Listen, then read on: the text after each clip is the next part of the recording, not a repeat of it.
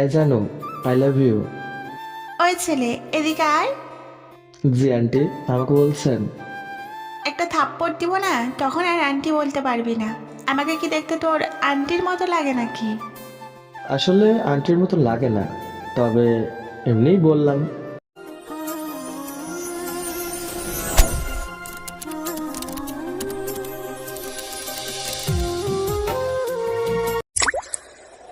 তা আবুরা, কেন ডাকলেন সেটা বলেন। এত তাড়া কিসের? কলেজ কি আজ নতুন নাকি? জি আপু, আমি নতুন। তাহলে আমি যাই।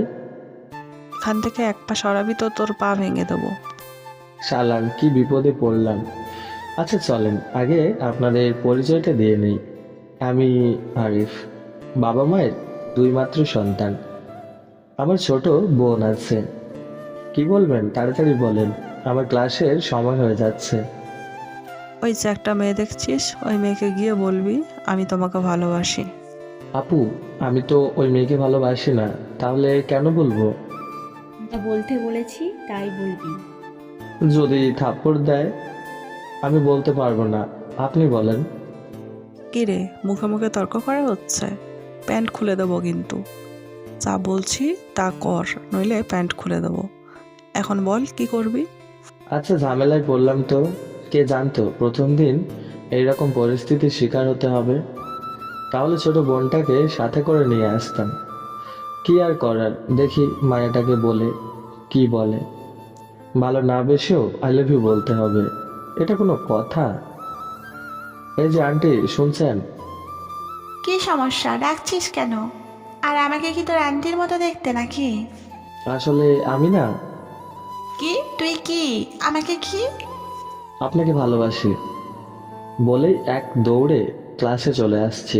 পেছনে তাকিয়ে দেখি মেয়েটা দাঁড়িয়ে দাঁড়িয়ে হাসতেছে। আসলে মেয়েটিও দেখতে অনেক সুন্দর। আহ, যদি এই মেয়েটার সাথে রিলেশন করতে পারতাম তাহলে জীবনটা ধন্য হয়ে যেত। নামটাও তো শুনতে পারিনি, আর কেন যে না দেখে আন্টি বলতে লাগলাম। কোনো কাজ আমার দ্বারা হয় না। ওইদিকে কি তাসফি, তুই ওকে কিছু বললি না কেন? কি বলবো, বলার আগেই তো দৌড়ে পালিয়েছে। দেখলাম ছেলেটার জোশ। যদি আমার জুনিয়র না হতো তাহলে আমার জীবনে এটাকেই ঝুলিয়ে নিতাম। ওই আশা কোনোদিনও পূরণ হবে না। ওর দিকে ভাইয়ের নজরে তাকাবি তোরা সবাই, মনে থাকে যেন। কেন ভাইয়া কেন? ও তো আমাদের ছোট। বলছি তাই, এত কিছু আমি বলতে পারবো না। কি, আমাদের বান্ধবীটা কি প্রেমে পড়েছে বুঝি? জানি না। বলেই তাসফি চলে গেল। আর ওইদিকে ক্লাসে এসে দেখি এখনো স্যার ক্লাসে আসে নাই। তাই একটা সিটে বসে পড়লাম। একটু পর একটা মেয়ে এসে আমার পাশে বসলো। হাই, আমি রুহি। আপনি? আমি আরিফ। আচ্ছা, আমরা তো একই ক্লাসে, তাহলে আজ থেকে আমরা ফ্রেন্ড। আচ্ছা ফ্রেন্ড। তাহলে তুমি করে বলবো দুজনে। আচ্ছা রুহি, তোমার ফুল পরিচয়টা তো দিলে না। তারপর রুহি তার পরিচয়টা দিল, আর আমি আমার পরিচয়টা দিলাম। ক্লাস শেষে রুহির সাথে হাসাহাসি করে বের হচ্ছি, এমন সময় সেই লেডি গ্যাংগুলোর সাথে দেখা। সাথে দেখি প্রপোজ করা মেয়েটাও আছে। আমি আস্তে করে রুহিকে বললাম, এই সেই মেয়েগুলো। আসলে রুহিকে সকালের ঘটে যাওয়া করা কথাগুলো বলতেছিলাম আর হাসতেছিলাম। যাকে প্রপোজ করেছিলাম নাম তো জানি না, তাই নাম তো বলতে পারলাম না। কি রে, সকালবেলা আমাকে প্রপোজ করে দুপুরবেলায় অন্য মেয়েকে নিয়ে ঘোরা হচ্ছে? দেখেন আপু, আসলে তখন তো আপনার সাথে থাকা মেয়েদের কথা শুনে ওই সব করেছিলাম। আর ওর সম্পর্কে যা ভাবছেন তা নয়। মানে সকাল বিকেল নতুন গার্লফ্রেন্ড নিয়ে ঘোরো, আর এখন বলছো এই মেয়ে কিছু না? আচ্ছা আপু, আমার আর আরিফের মধ্যে যদি কিছু থাকে তাহলে আপনার কি? আর আরিফ আমার বয়ফ্রেন্ড। আপনার কোনো সমস্যা সমস্যা থাকলে বলতে পারেন, না হলে চলে যান। তারপর তাসফি চলে গেল আর আমাকে আস্তে করে বলে গেল, তোকে দেখে নিব, এখন কিছু বললাম না, আমার কাছে কোনো উত্তর নেই বলে। তাসফি চলে যাওয়ার পর রুহিকে বললাম, এগুলো না বললেও হতো। কেন, হলে কি সমস্যা? মানে কি হলো সমস্যা? তোমার বুঝতে হবে না, তোমার মাথায় ঢুকবে না। তারপর বাসায় চলে আসলাম। বিকেলবেলা ঘুমাবো, আর এমন সময় কেউ যেন ফোন দিল। তাই সালাম দিয়ে বললাম, কে? বলো তো আমি কে? আজব তো, আমি কেমনে জানবো আপনি কে? পরিচয় দিলে দেন, না হলে ফোন রাখেন। আপনার সাথে কথা বলার সময় আমার নেই। আরে রাগ করছো কেন? আমি রুহি। রুহি?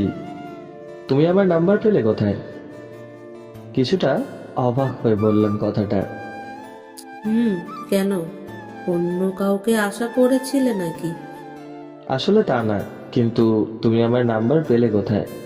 তুমি ভুলে যখন ফোন রেখে বাইরে গিয়েছিলে তখন নিয়েছি। ও, কেন, নাম্বার নিয়ে কি ভুল করেছি নাকি? আচ্ছা তাহলে রাখছি। আরে ভুল কিছু করবেন কেন? তুমি তো আমার ফ্রেন্ড, তুমি চাইলেই দিতাম। ও আচ্ছা। এখন বলো কি করছো? কিছু না, বসে আছি। তুমি? রুহির সাথে 20 মিনিটের মতো কথা বলে দেখে ঘুম চলে গেছে চোখ থেকে, তাই আর না ঘুমিয়ে বাইরে চলে আসলাম। বাইরে বসে আড্ডা দিয়ে রাত্রে বাড়িতে ফিরে খাবার খেয়ে দিলাম এক ঘুম। তারপর আবার সকালে কলেজ। আজ কলেজে কেমন যেন অন্যরকম সাজ, মনে হয় কোনো অনুষ্ঠান হবে।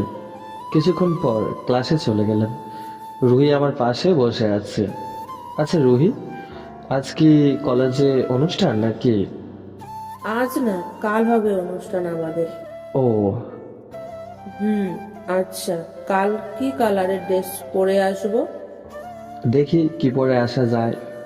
তোমার ফেভারিট কালার কি? আমার কালার তোমার পছন্দ হবে না। তুমি বলোই না। এত করে যখন বলছো তাহলেই বলছি, আমার পছন্দের কালার নীল। ও, আমারও তো সেম। তাই নাকি? দুজনের অনেক মিল আছে তো। মানে কি মিলের কথা বলছো? কিছু না, আচ্ছা বাই, কাল দেখা হবে। ওকে।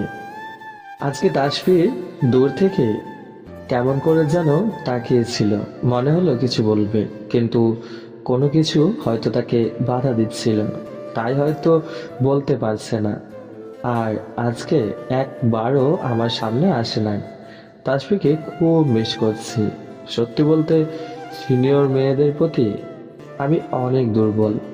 তার মধ্যে যদি এরকম সুন্দর মায়াবী হয়, তাহলে প্রেমের না পড়ে কথা আছে। তাই অনেক কষ্টে তাসফির নাম্বার জোগাড় করলাম। যেই ভাবা সেই কাজ। রাতে ফোন দিলাম, রিং হচ্ছে, কিন্তু আননোন নাম্বার বলে হয়তো ধরছে না। 2বার দিয়েছি, এবার লাস্ট 3বারের বার ফোন ধরলো। হ্যালো, কে বলছেন? তুমি আর যার জন্য মন খারাপ করেছিলে সেই আমি। মানে? তুমি বলো কে আমি? পরিচয় দিলে দে, না হলে ফোন রাখ। আচ্ছা, কালকে পরিচয় দিই। কালকে নীল শাড়ি পরে কলেজে আসবেন প্লিজ। তোর কথা আমাকে শুনতে হবে কেন? কে তুই? আগে পরিচয় দে, তারপর করবো কিনা সেটা পরে দেখা যাবে। আপনি আজ কার দিকে তাকিয়েছিলেন কলেজে ছুটির সময় মন খারাপ করে? সেই আমি। এখন আপনার ইচ্ছে, কাল নীল শাড়ি পরে আসবেন নাকি আসবেন না। এই বলে ফোন রেখে দেয়। তারপর অনেকবার তাসফি ফোন করেছিল, কিন্তু আমি ফোন ধরি নাই। আজ কলেজে আমাদের নবীনবরণ অনুষ্ঠান। হ্যাঁ, তাসফি কি আসবে নীল শাড়ি পরে? আগামী পর্বের জন্য অপেক্ষা করেন। আর হ্যাঁ, গল্পটা যদি ভালো লাগে আমাদের চ্যানেলটি সাবস্ক্রাইব করুন, পাশে থাকা বেল আইকনের অল ঘন্টিটা বাজিয়ে দিন, একটু শেয়ার করে দিন বন্ধুরা। আর হ্যাঁ, লাইক কমেন্ট করতে ভুলো না জানাও। ধন্যবাদ।